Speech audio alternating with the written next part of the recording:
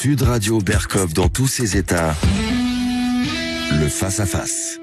C'est l'heure du face-à-face dans Berkov dans tous ses états et aujourd'hui André Berkov reçoit Agnès Verdier-Molinier, directrice de l'IFRAP et auteure de Où va notre argent aux éditions de l'Observatoire. Oui, et tellement d'autres livres.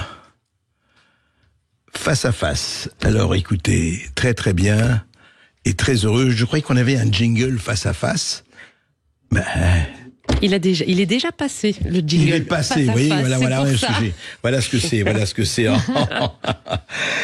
Agnès Verdier-Molinier, d'ailleurs, il n'y a pas, quand j'ai dit beaucoup d'autres livres, On va dans le mur, et beaucoup d'autres. Mais alors maintenant, Agnès Verdier-Molinier, d'abord, je voulais vous féliciter pour votre bébé. Merci. Vous parlez, c'est formidable, André. c'est bien. Et c'est mieux que bien, d'ailleurs. Mais je voulais dire que là, on a atteint l'heure de vérité. J'avais envie de vous dire, au fond, tous vos livres, vous disiez, nous sommes au bord du gouffre, et depuis, on a l'impression qu'on a fait un petit pas en avant. C'est-à-dire que, on dit, on va dans le mur, mais on a l'impression qu'on est vraiment le nez collé au mur depuis quelque temps. Regardez, juste quelques chiffres, je le rappelle que vous connaissez au moins aussi bien que moi, et mieux. Déficit a dérapé l'an dernier, donc on attendait 4,9, moins 4,9 du PIB. On est, en 2023, à 5,5 du PIB pour 2023. Bon, on va en parler, etc. La balance commerciale s'améliore, on reste dans le rouge à 62 milliards d'euros. L'Union européenne ouvre une procédure pour déficit excessif contre la France et 6 autres pays. Procédure, attention, voilà, vous avez dépassé la limite déficit. Au-delà de cette limite, en principe, vos tickets n'est plus valable. Qu'est-ce qui se passe, excellent? Alors, les sanctions financières. Quelles sanctions financières pour les pays qui ne mettront pas en œuvre les corrections imposées, soit près de 2,5 milliards d'euros si c'est imposé dans le cas de la France. Et enfin, last but not least, parce qu'il n'y a pas que l'Union européenne, le FMI, le Fonds monétaire international, presse la France de redresser sans tarder ses finances publiques. Ce qui est étonnant, c'est que vous et beaucoup d'autres disent depuis des années la même chose. Il faut. Oui. Et c'est toujours le il faut. Et on entend, mais oui, on va faire, que ce soit à gauche, à droite, au centre, en haut, ailleurs. Voilà. Donc, il faut recréer des marges de manœuvre, dit le chef économiste du FMI, Pierre-Olivier Gourinchas. La Cour des comptes s'en mêle. Et puis, voilà, le FMI, attendez, qu'est-ce que vous attendez pour remettre en cause les finances publiques? Alors, moi, la première question que je voudrais poser à Agnès Verdier-Molinier, les avertissements, on les entend, les conseils, on les entend, les cris des Cassandres dans la forêt, on les entend. Mais en fait, franchement, il peut y avoir, à l'heure où je vous parle encore, sanctions, vraiment, ou pas, ou c'est encore des cris, je ne dirais pas dans le désert, mais ça peut continuer comme ça pendant des années, ou pas. Déjà, André, le problème, c'est qu'à force de rien faire depuis des années sur ces questions, on a toujours le taux de dépenses publiques le plus élevé parmi tous les pays comparables, et on a toujours le taux de prélèvement obligatoire le plus élevé. Et ce qu'on a vu à la Fondation IFRAP dans les derniers travaux qu'on a menés, c'est qu'en fait, la part marchande, c'est-à-dire ce qui se passe dans le secteur privé de création de richesse, elle est très faible en France par rapport aux autres pays de la zone euro. Beaucoup plus faible ? Beaucoup plus faible. On est autour de 69%, quand la plupart des pays sont à 74%. Vous voyez ? Donc, si on avait le même PIB marchand de l'économie privée que les Allemands, on aurait 240 milliards de richesse nationale en plus tous les ans. On parlerait plus du tout des mêmes sujets. Vous voyez ? Donc, en fait, on a un problème de production de richesse dans nos entreprises. Et ça, c'est quelque chose qu'on oublie complètement. C'est ça qui fait qu'en fait... qui change la donne complètement. Mais oui, on voit que la France décroche par rapport aux autres pays. On voit d'ailleurs qu'en part de richesse par habitant, on était 11e dans les années 80. Maintenant, on est 23e. Vous voyez ? Donc, on a perdu énormément de place dans le concert des nations. Pourquoi ? Parce qu'on ne crée plus assez de richesse dans nos entreprises. Mais pourquoi ? Parce que finalement, on a trop fait gonfler la part publique de notre organisation, en fait. Et ça, on le voit aussi dans les travaux qu'on a menés. On est autour de 30% de ce qu'on appelle la richesse non marchande, c'est-à-dire celle qui est plutôt dans le secteur public. C'est ça, qui ne produit pas de richesse. Enfin, et qui, en fait, prend de plus en plus de place. Et on le voit par les prélèvements obligatoires, les cotisations sociales, le fait que finalement, ce qui reste dans la poche quand on a travaillé à la fin du mois un temps plein, finalement, c'est pas si énorme que ça parce que il y a une grosse part. Il y a 46 € dans la poche de celui qui a travaillé, mais quand il y a 100 qui est payé en fait par l'entreprise. Et ça, c'est très faible par rapport à la moyenne des pays de l'Union européenne. Juste, Agnès, je vous rappelle, c'est très intéressant. Quand un entrepreneur, un patron, paye 100 € à un salarié, dans la poche, donc le patron a dépensé l'entreprise 100 € et il reste 46 € dans la poche du salarié. C'est ça, alors que la moyenne dans l'Union européenne, c'est 58. Alors qu'en Suisse ou en Espagne, vous allez plutôt être à 60 ou 70 €. Vous voyez, quand vous regardez dans tous les pays aux alentours, vous vous rendez compte que la part qui est ponctionnée par la sphère publique, elle est beaucoup plus importante. Donc, et tout ce qui a été dit ces dernières années, nous on a tiré la sonnette d'alarme X fois, vous l'avez dit tout à l'heure, on l'a fait parce qu'on considère qu'on mérite mieux. On mérite mieux que finalement une richesse atrophiée, de plus en plus petite, à partager entre nous tous, entre 67 millions de Français, et où à la fin on a cette impression que on maîtrise plus notre avenir. Et c'est vrai que la situation s'est aggravée. Moi, ce que j'espère. Attendez, avant l'aggravation, on va vous répondre, enfin je me fais l'avocat non pas du diable mais du gouvernement ou des pouvoirs quels qu'ils soient. Oui, mais on a eu le Covid, il fallait aider les entreprises, les restaurateurs, etc., etc. Oui, on a eu la guerre Russie-Ukraine, oui, on a eu ceci, on a eu les embargos et tout ça. Qu'est-ce qu'il vous dit? Et quand on vous dit ça, on dit, vous voyez, on a été obligé de dépenses publiques. Moi, j'ai été très frappée de voir au moment du Covid que tout d'un coup, tout le monde retournait sa veste en disant il fallait dépenser sans compter. Les mêmes qui, 2-3 mois avant, disaient attention à la dette publique, au déficit, etc. Et oui, il y avait des circonstances exceptionnelles. Et oui, il y avait certainement des dépenses en plus à faire, mais pas au niveau de ce qu'on a décidé. Pas le chômage partiel aussi large que ce qu'on a fait. Il y a plein d'entreprises qui auraient pu continuer à travailler beaucoup plus, mais il n'y a pas eu le soutien non plus. Et il y avait même l'inverse. Vous vous souvenez le débat entre essentiel, pas essentiel? Il fallait, dès que les usines ferment leur chaîne de production qui n'était pas essentielle. Et moi, j'étais en contact avec plein d'entrepreneurs et d'entreprises dans des domaines, par exemple, autour de la chimie, des cosmétiques, qui me disaient on va être obligé de fermer nos lignes de production alors qu'on a des clients. Et on va transférer en Chine. Ah oui, c'est ça. C'est ce qui s'est passé. Ouais. Donc, si vous voulez, les Allemands, par exemple, ils ont eu le Covid aussi comme nous. Bien sûr. Ils ont eu les mêmes problèmes à gérer. Mais ils n'ont pas du tout arrêté leurs usines comme nous. Et en temps réel, nous on le voyait au moment de ce fameux printemps 2020, on voyait finalement que l'activité française était à 10, 20, 30% de l'activité normale, notamment dans l'industrie, alors qu'en Allemagne, sur certains secteurs, on était toujours à 100%. Ouais, c'est fou. Et des entrepreneurs qui sont à la fois implantés en France et en Allemagne me disaient, en France, j'arrive à peine à tourner à 20% et j'ai les syndicats sur le dos et j'ai le préfet sur le dos, alors qu'en Allemagne, je suis à 100% de prod. Donc, vous voyez, on n'a pas tous connu finalement la même histoire de Covid. Et puis, par ailleurs, pour faire le bilan de combien la crise sanitaire a vraiment coûté, c'est très compliqué. Parce que, par exemple, le chômage partiel, on connaît à peu près le coût. Mais le chômage partiel appliqué, en fait, l'équivalent dans le secteur public, le chiffre a jamais été donné du coup. Parce que c'est des autorisations spéciales d'absence qui sont pas le même dispositif. Ils sont pas comptabilisés? Ils sont pas comptabilisés. Alors que quand on compare avec les autres pays, ça compare public et privé confondus. Ah, c'est-à-dire que le chômage partiel dans le secteur public n'est pas comptabilisé en France? Non. Non, mais c'est intéressant. On n'a jamais fait le compte. Et donc, si vous voulez, le vrai coût de la crise sanitaire pour nos finances publiques, on le connaît pas véritablement. Donc c'est vrai qu'il y a une augmentation de la dette qui est liée aux crises. On a essayé de le chiffrer. Moi, j'étais auditionnée par la commission d'enquête parlementaire sur la dette à l'Assemblée nationale. C'était très intéressant parce qu'on s'est posé la question justement. On a dit qu'autour de 300 et quelques milliards venaient vraiment de dettes supplémentaires, venaient vraiment de la crise Covid. Mais on a plutôt 950 milliards de plus de dettes en plus sur la période. Donc, et qui viennent d'où? Justement. Eh ben justement, c'est l'addition de tous ces déficits qu'on a. Vous savez, j'ai regardé avant de venir le niveau de déficit qu'on avait en 2016. On était déjà à au-dessus de 80 milliards d'euros par an. En 2016. Voilà. Voilà. Donc, ce que j'avais montré dans certains de mes livres, c'est que pendant que nous, on s'endormait sur la dépense, et qu'on avait une dépense publique toujours à 56% du PIB, alors que les autres pays étaient plutôt autour de 50, voire en dessous de 50, on se rendait compte que qu'est-ce qui se passait ailleurs ? Ils se désendettaient, les pays du nord de l'Europe, les Pays-Bas, l'Allemagne. Tous les ans, ils avaient un peu de dette en moins. Et nous, tous les ans, on avait un peu de dette en plus. Pourquoi ?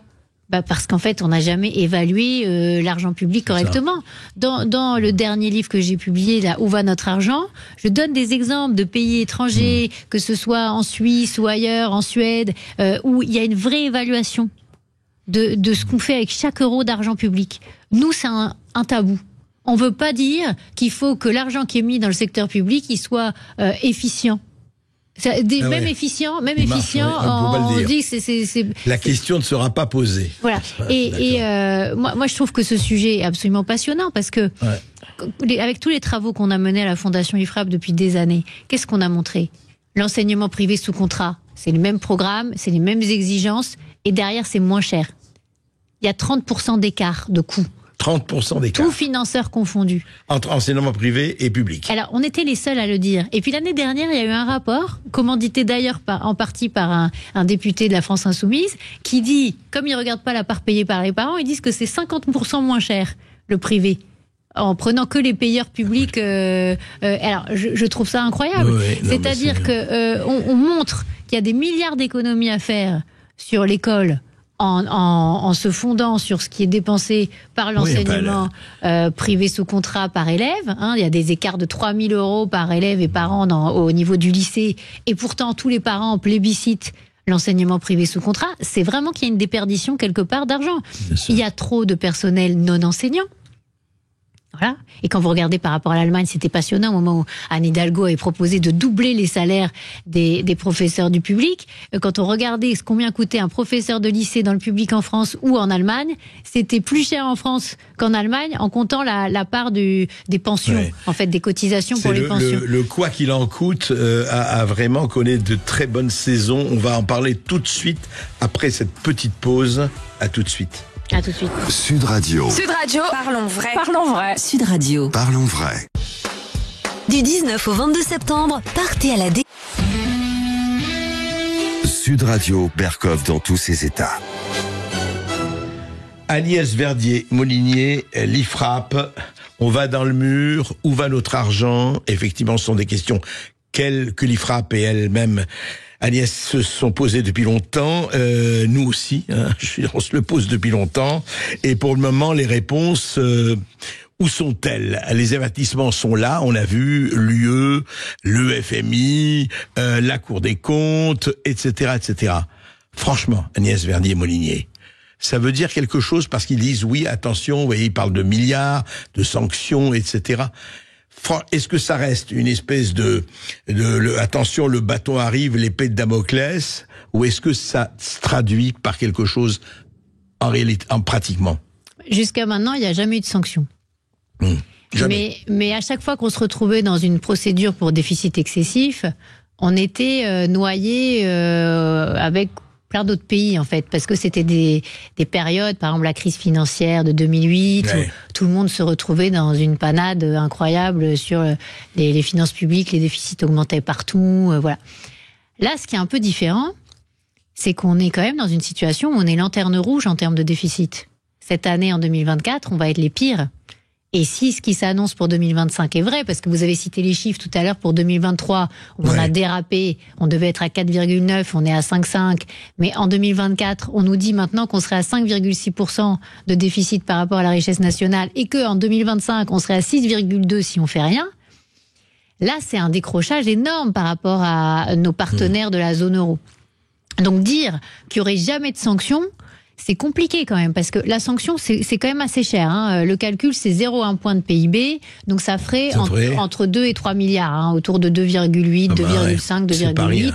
Donc c'est pas rien, c'est un chiffre important, un montant important. On les a pas, donc il vaudrait mieux qu'on évite de les payer.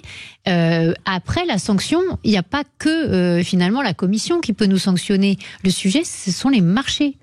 Parce que en fait, il y a quelque chose qui, moi, m'a toujours beaucoup étonné, c'est que ce sont les mêmes qui disent qu'ils n'aiment pas les marchés, qui nous poussent en permanence à emprunter sur les marchés en dépensant plus sans avoir les recettes en face. Oui, parce que ça dépend des marchés à ce moment-là. C'est les marchés qui nous tiennent, quoi. Mais par exemple, ceux qui proposent de dire on va revenir à l'âge de la retraite à 62 ou à 60 ans, on serait obligé d'emprunter beaucoup plus. Donc on aurait encore plus de détenteurs étrangers de la dette française. Donc je ne comprends pas leur logique, en fait. C'est-à-dire que ceux qui, au contraire, proposent de baisser la dépense, de baisser le niveau de déficit, au contraire, se battent pour une meilleure souveraineté de la France, une plus grande liberté, une plus grande indépendance. Donc, je pense qu'il faut se dire une chose, c'est que on a échappé au pire, là. On aurait pu avoir un gouvernement Nouveau Front Populaire qui annonce... J'allais vous demander justement le nouveau gouvernement, ce que vous en pensez. Oui. On a échappé au pire avec le Nouveau Front Populaire. Mais bien sûr, le recul sur l'âge de la retraite, c'est potentiellement autour de 40 à 50 milliards de coûts annuels. Mais qui peut payer ça ? On est déjà au taquet sur tous les impôts. N'oublions pas qu'on est déjà le pays le plus taxé par rapport à tous les autres pays comparables. Rappelez les prélèvements obligatoires aujourd'hui. Alors, c'est toujours compliqué de dire, on est autour de 44 et quelques, parce qu'il y a hors crédit d'impôt, avec crédit d'impôt, c'est jamais les mêmes chiffres que l'OCDE qui donne aussi, avec des cotisations qui sont pas comptées, notamment les cotisations pensions de l'État. Enfin bon, bref. Alors, certains disent 47, 48. Non, mais c'est pour avoir une idée. Mais déjà, on est très très élevé par rapport aux autres et en gros, si on voulait se remettre dans un niveau cohérent, il faudrait plutôt qu'on soit autour de 40 ou 42. Donc il y a loin du compte. Il y a 3-4 points de PIB de fiscalité en trop. D'ailleurs, qui se les coltine, ces points de PIB de fiscalité en trop? Ce sont nos entreprises. 157 milliards de fiscalité en plus, fiscalité plus cotisation sociale par rapport aux entreprises dans la zone euro, dans les pays zone euro hors France. Une autre entreprise, la même qu'en France, elle paierait beaucoup moins d'impôts. Ça, on l'a montré, on a regardé des sujets micro, on a comparé entreprise par entreprise, etc. On a regardé au niveau macro. Et d'ailleurs, tous ceux qui disent en ce moment les aides aux entreprises, il n'y a qu'à prendre dedans, ils n'ont absolument rien compris au débat. Les aides aux entreprises, c'est environ 150 milliards d'aides. Oui, mais qu'est-ce qu'il y a dedans ? Des allègements de charges et des allègements d'impôts. Oui, Majoritairement. Et alors, si le chiffre que je vous dis, les entreprises payent déjà 157 milliards de plus d'impôts et de cotisations. Si jamais on enlevait ces fameuses aides aux entreprises, on doublerait l'écart avec les autres pays. Et donc, on mettrait un boulet fiscal et social sur le dos de nos pauvres entreprises, mais qui serait juste insupportable. Combien d'entreprises fermeraient ? Déjà, on a fait le calcul. Ça ferme beaucoup en ce moment. Ça ferme beaucoup. Et on avait fait le calcul à la Fondation IFRAP que même l'application du SMIC à 1 600 €, ça mettait 70 000 entreprises en difficulté, beaucoup d'emplois potentiellement détruits à la clé. Donc, moi, ce que je dis, c'est qu'attention, il n'y a pas que la sanction de la Commission européenne, il y a aussi la sanction des marchés à un moment. Un gouvernement qui serait arrivé en disant... on y va, on ouvre encore les vannes de la dépense. Combien de temps il durait ? Quelques jours. Alors ça a été reproché au président de la République en disant il aurait dû essayer et montrer que ça marchait pas. Mais vous vous souvenez du gouvernement de Liz Truss au Royaume-Uni ? Oui. Elle a duré 44 jours. 44 jours, oui. Parce qu'elle avait proposé un budget non financé. Il y avait un trou dans les 40 milliards non financés. Ça a coûté 100 milliards de livres derrière, rien que cette petite histoire de 44 jours. C'est ce que proposent nos amis de la NFP un peu, non ? Petit peu, parce qu'ils proposent en gros 190 milliards de déficit supplémentaire, autour de 170 milliards de déficit supplémentaire. Mais juste revenons au marché, Agnès Verdier-Molinier. Ne peut-on pas supposer, par exemple, que on ne sait pas, effectivement, ça c'est on s'est beaucoup posé la question, j'ai posé la question dans cette émission, c'est qu'on a 52% ou 54% d'investissements étrangers, de détenteurs de la dette qui sont des non-résidents. De la dette, voilà, des non-résidents, exactement. Et si demain, pour des raisons tout à fait qui je ne dis pas qu'elles sont bonnes ou mauvaises, mais qui lui sont propres, un de ces gros investisseurs, on ne connaît pas les noms, mais disent oui, mais écoutez, la France, c'est plus ça. Moi, j'enlève tout ça. Qu'est-ce qui se passe ? Le risque, justement, c'est la perte de confiance avec les marchés. Et ça peut coûter beaucoup plus cher. C'est pour ça que je vous parlais du gouvernement britannique éphémère de 44 jours. Parce que ça coûte très très cher, la perte de confiance. Et tout d'un coup, se dire qu'on n'a pas un gouvernement qui est capable de tenir le budget, de passer un budget, ben ça c'était catastrophique pour la France.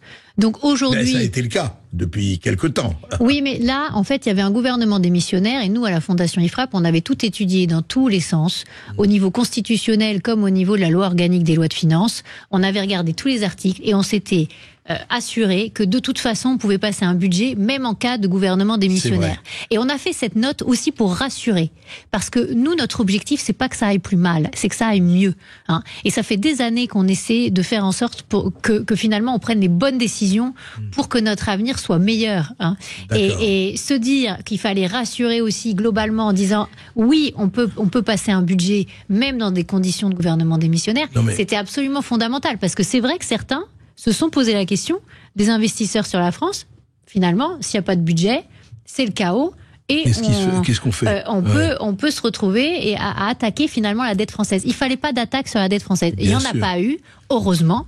Nous, on s'en réjouit à la Fondation IFRAP, évidemment, mais l'affaire n'est pas terminée. Mais Agnès, l'affaire n'est pas terminée, on le sait. En fait, Barnier...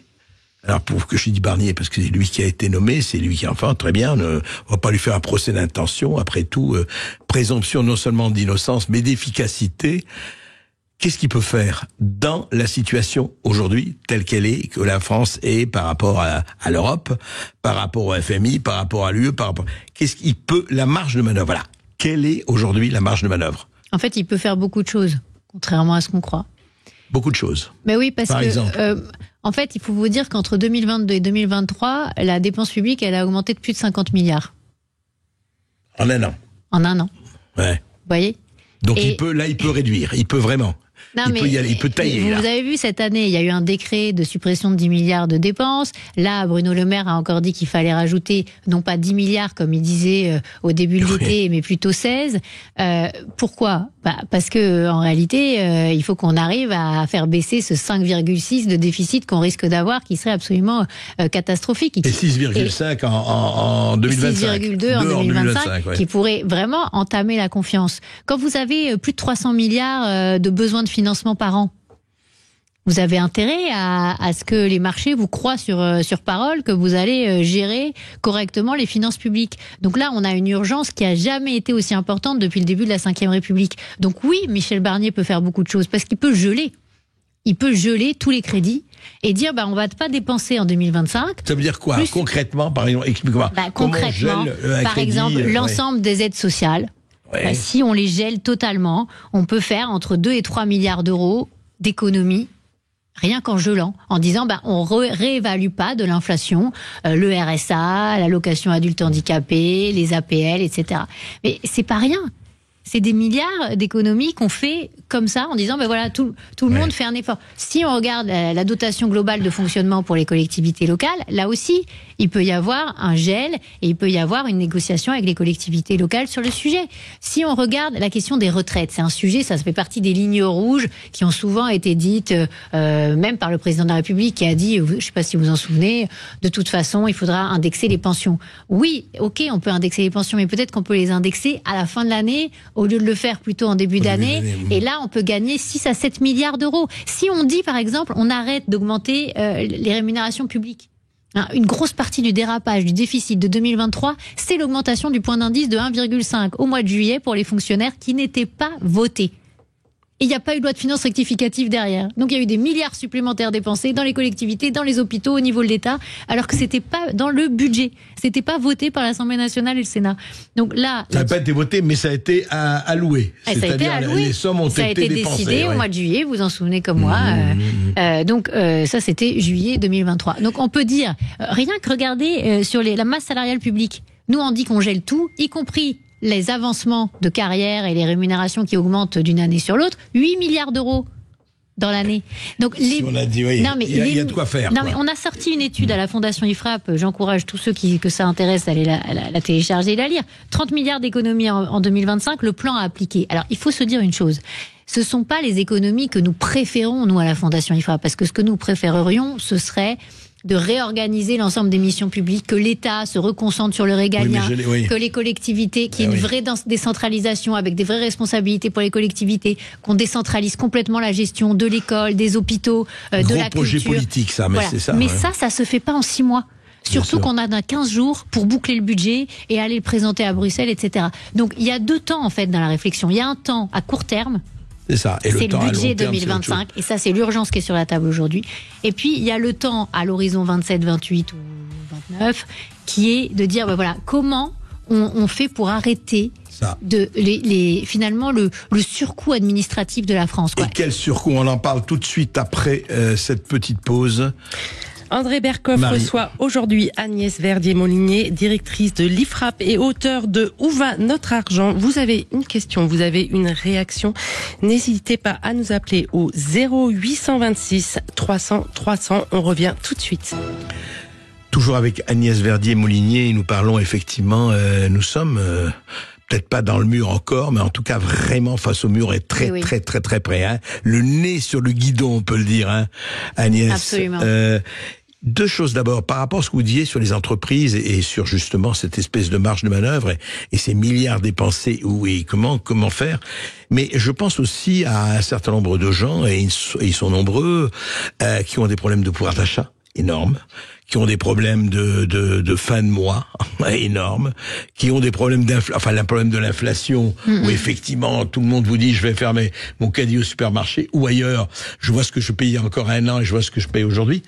Qu'est-ce qu'on peut dire à ces gens-là? Parce qu'on ne parle... Alors eux, ils savent pas où ça peut réduire, eux ils ne voient que augmenter.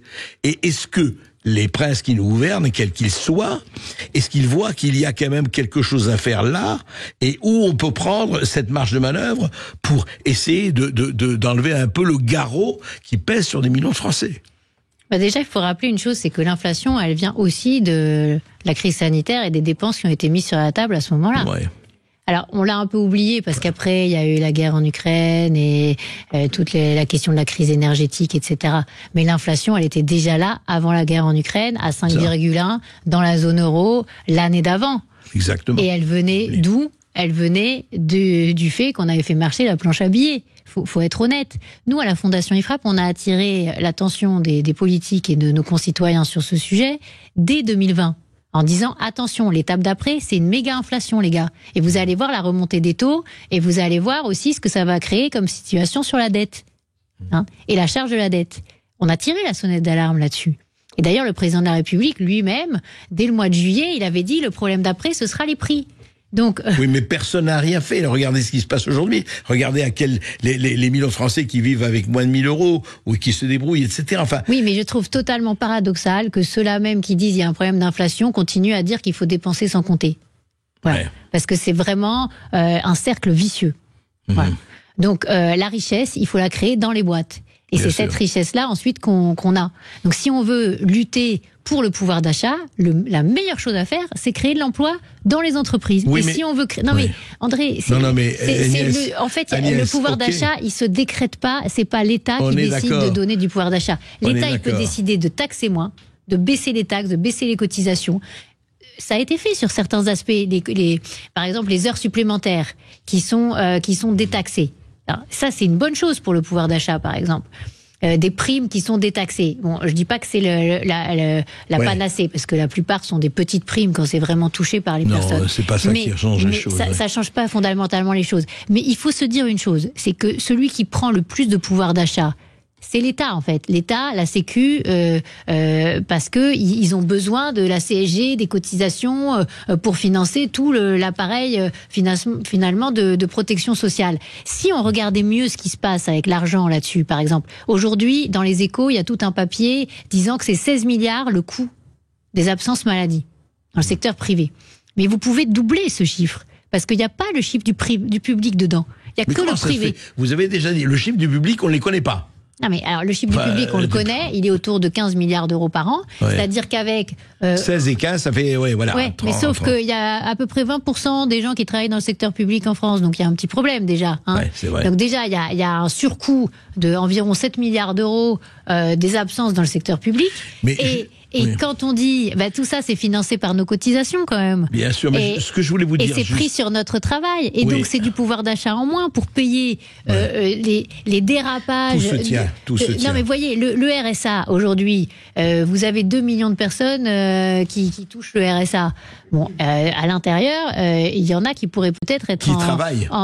Oui, mais qui pourraient aussi être en recherche d'emploi, etc. Bien sûr, on en a parlé au moment de la discussion sur la loi du SOP. Moi, j'avais dit dans mon dernier livre, 40% seulement des personnes qui touchent le RSA sont inscrites à Pôle emploi. Il y a peut-être un petit sujet quand même. Hein. L'augmentation du nombre de personnes qui touchent les allocations adultes handicapés. Évidemment, il y en a où c'est tout à fait légitime. Mais il y a aussi des départements où on a vu une inflation de la dépense complètement décorrélée de la réalité. Donc, est-ce qu'on n'a pas à un moment un sujet sur le pouvoir d'achat? Il est aussi, réduit qui fait quoi, à cause de la dépense sociale française. Mais personne n'en parle jamais. Et la dépense sociale qui va souvent à des gens qui ne le méritent pas. Donc il y a 2 choses à faire pour le pouvoir d'achat. C'est créer plus de boîtes, qui créent des emplois marchands et qui payent mieux. Donc, inciter aussi à monter dans l'échelle des salaires. Gabriel Attal l'avait dit pendant son discours de politique générale à l'Assemblée nationale. Il avait dit qu'il voulait désmicardiser la France. Mais depuis des années, qu'est-ce qu'on fait? Tous les allègements de charges, on les fait au niveau du SMIC ou un peu au-dessus du SMIC.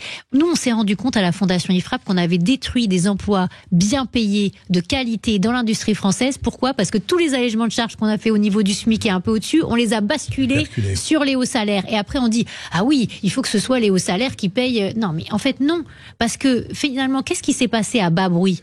Les boîtes, elles ont embauché les hauts salaires de l'autre côté de la frontière, au Luxembourg, en Suisse, en Allemagne. Délocalisation des hauts salaires. Mais oui, mais ça, personne ne le dit, parce que les économistes, quand ils regardent ce sujet, ils disent quoi? Oh mais non, il n'y a pas de chômage sur les salaires au-delà de 3 SMIC. Non, c'est pas vrai. Il manque 500 000 emplois dans les salaires au-delà de 3 SMIC. Pourquoi? Parce qu'on a matraqué de 24 milliards de plus que les Allemands les salaires au-delà de 3 SMIC. Alors, si nos compatriotes veulent monter dans l'échelle des salaires, il faut qu'ils comprennent que c'est pas en surprélevant pour financer la Sécu sur les salaires quand on monte dans l'échelle des salaires que ça va aider les employeurs à pouvoir augmenter les salaires.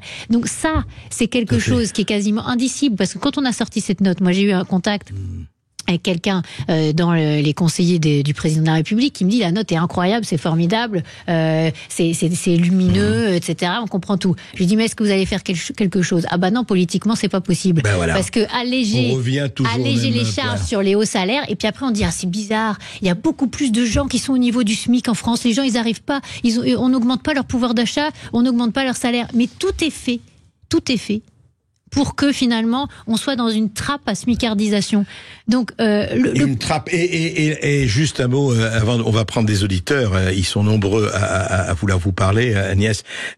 L'autre chose quand même, c'est que l'État aussi pourrait quand même. Vous savez, c'était Allègre qui disait désencombrer le mammouth. Ce qui est hallucinant. Quand on voit les dépenses en conseiller, en ceci, en cela, on va en reparler. Non, mais je pense là, de toute façon, nous on l'a montré, il y a entre 70 et 80 milliards de surcoût de l'organisation administrative de la France. On peut l'appeler comme ça. C'est 80 milliards de surcoût. Tous les ans.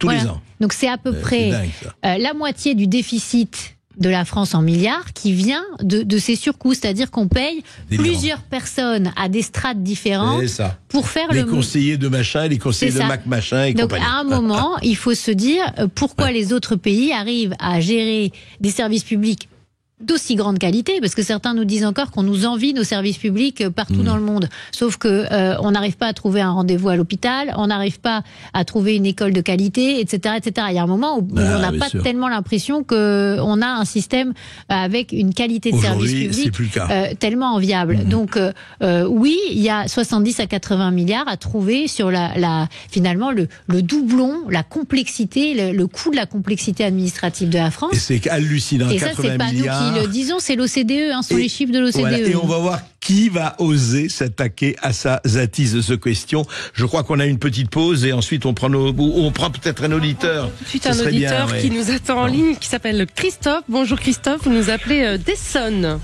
Oui, bonjour André, bonjour Agnès Verdier. Bonjour Christophe. Bonjour Christophe. Je vous appelais pour vous poser une question, parce qu'en fait, dans la fonction publique, depuis 10 ans, on embauche pratiquement plus de catégorie C et D, on les remplace par des contractuels qui sont moins payés et qui ont des contrats, souvent des CDD de durée très courte, 1 an renouvelable à foison.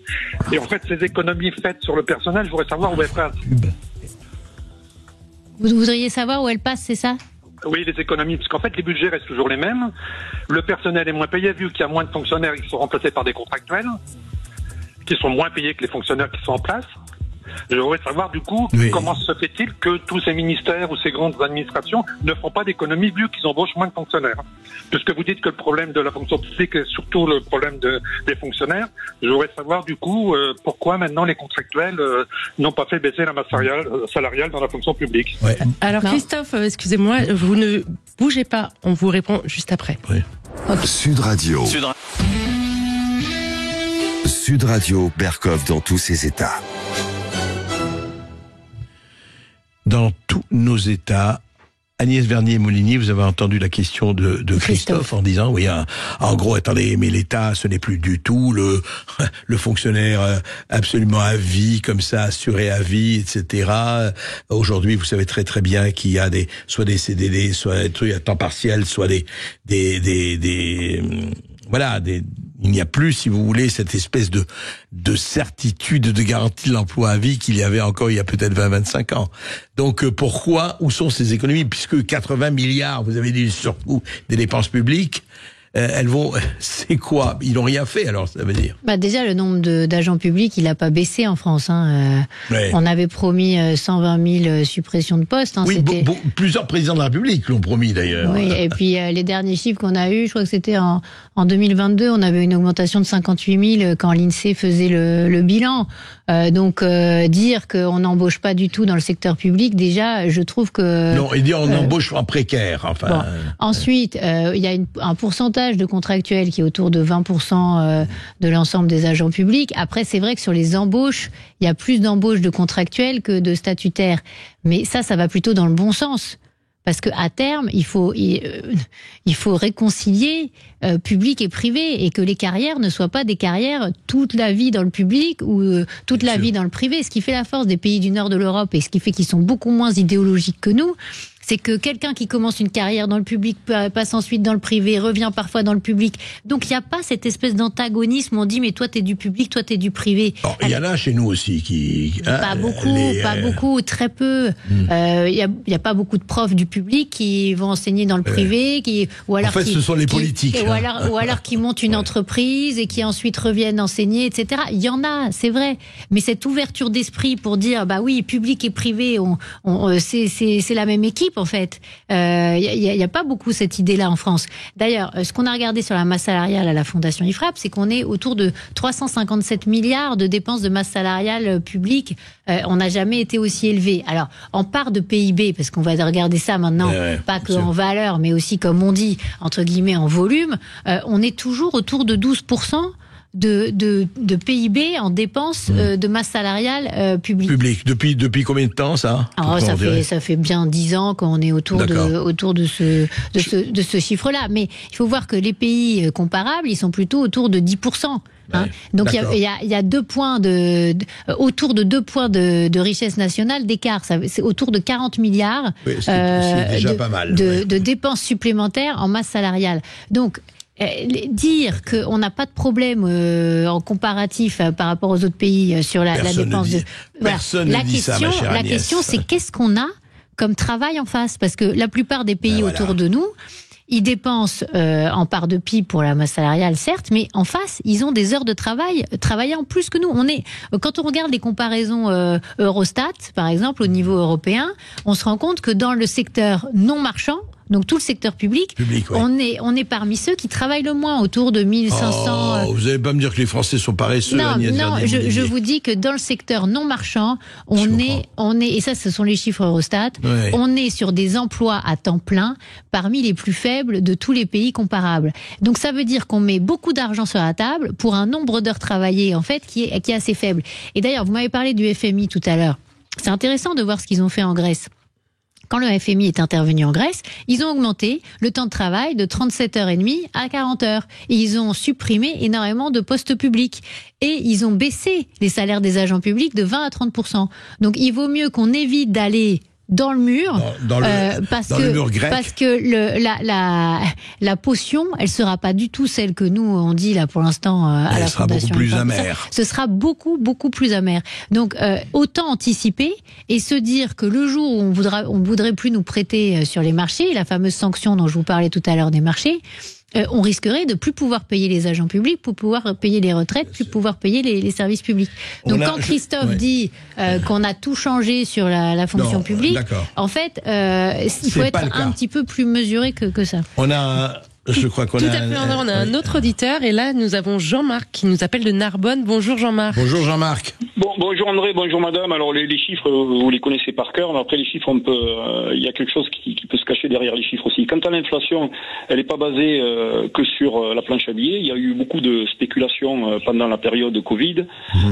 Les grosses entreprises ont gagné, ont fait des profits énormes. À la preuve, le CAC 40, je crois que l'an dernier ou il y a 2 ans, ils ont battu tous les records. Un exemple sur un porte-conteneur, un conteneur avant le Covid, c'était $1000. Après, tout d'un coup, c'est passé à $10 000. Le virus est passé par là. Donc, c'était une chose. Pas mal, la deuxième chose, vous avez parlé qu'il y avait 150 milliards d'aides aux entreprises et que grâce à ça, beaucoup de salariés ont été sauvés. Il faut dire que ces 150 milliards, ils ont été donnés principalement aux grosses sociétés. Aux sociétés du CAC 40 et à toutes les grosses sociétés françaises. Or, les sociétés du CAC 40 et les grosses sociétés françaises n'ont pas besoin d'aide pour sauver les emplois. Cet argent-là, souvent, ils s'en sont servis pas pour augmenter les salariés, parce qu'il n'y avait aucune obligation. Ils s'en sont servis souvent pour faire d'autres investissements, ou à l'étranger, ou faire de l'intelligence artificielle. Or, les TPE et les PME, comme c'était basé sur l'ensemble, ces aides elles sont basées sur les salariés. Quand vous avez 3, 4, 5, 10 salariés, ça n'est pas rentable. Ça vous aide même pas à acheter. Si vous pouvez changer, un pâtissier peut changer peut-être un congélateur à 1500 € si vous voulez. Voilà. Donc moi, tout ça, si vous voulez, c'est bien beau les aides. Mais sachez que les gens qui nous écoutent, les grosses entreprises, elles ont que des gens qui sont spécialisés pour avoir les aides et ils ont les réseaux qu'il faut pour avoir les aides. Donc moi je vous demande un truc. Voilà, c'est d'inviter un patron de TPE ou PME. Vous m'invitez à moi, je suis un provincial, et on va parler d'une autre économie que c'est l'économie des gens, de ce qu'on appelle. Mais on l'a fait, Jean-Marc. Écoutez, on va prendre, on a vos coordonnées, on va prendre vos coordonnées, Manu va les prendre et on va vous inviter. Non, mais bien sûr que on va parler à ce niveau-là. Mais je sais pas si Antinomie, justement, j'ai eu aussi cette remarque à plusieurs reprises, non pas spécialement avec vous, Agnès Verdier-Molinier, mais on dit oui, d'accord, les aides aux entreprises, etc. Mais qu'est-ce qu'ils font pour les TPE, PME? La plupart ne sont pas vraiment aidés. Je parle à un sens pas seulement monétaire et argent, mais pour se développer, c'est le tissu de la nation, vous le savez comme moi. Déjà, merci à Jean-Marc pour sa question. Quand je parle des aides aux entreprises, je vous ai dit, la plupart, c'est des exonérations fiscales et sociales, en fait. Donc, les TPE et les PME, elles en bénéficient aussi. En réalité. Les subventions aux entreprises, il y en a beaucoup moins. Et quand on regarde le détail, là, il y a un rapport de l'Inspection générale des finances qui vient de sortir sur les aides aux entreprises. C'est assez intéressant parce que quand ils donnent des gros chiffres de subventions, eh bien, ce sont des subventions à la SNCF, à la Poste et à EDF. Donc, ce sont pas forcément des entreprises privées. Et alors, quand Jean-Marc parle du CAC 40 qui fait des résultats incroyables, j'appelle à sa sagacité sur le fait qu'il y a énormément de ces résultats qui sont réalisés hors de France. Et que finalement, c'est plus tellement représentatif de la situation économique de la France et de la capacité productive de la France. Je rappelle que notre déficit commercial, il est toujours à 100 milliards. Et que certes, il y a des résultats qui sont de bons résultats pour les entreprises du CAC 40, qui ont toujours un pavillon français, entre guillemets, mais qui, pour certaines, ont à peine 6% de leur activité en France. Et il faut faire très attention d'ailleurs à ce qu'on dit sur ces entreprises, parce que nous, on aurait pu... Mais ils paient leurs impôts où ?